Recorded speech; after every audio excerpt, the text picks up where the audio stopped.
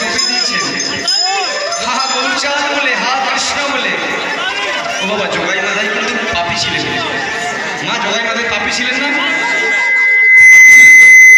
কিন্তু যখনই মহাপ্রভুর শরণাপন্ন হয়েছেন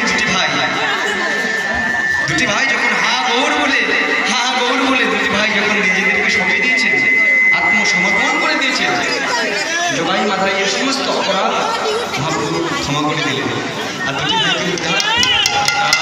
তাই আমরাও এই জীবন পরিচালনার ক্ষেত্রে আমরাও বাবা অনেক অপরাধ হয়ে যায় আমাদের দ্বারা, তাই না? আমরা এই মায়ার সংসারের মধ্যে ভেসেছি, তাই না? ও মা, সকালে উঠে আমার পুত্রকে কি দিব, পুত্রকে কি খাওয়াবো, স্বামীর কীভাবে পরিচর্যা করবো,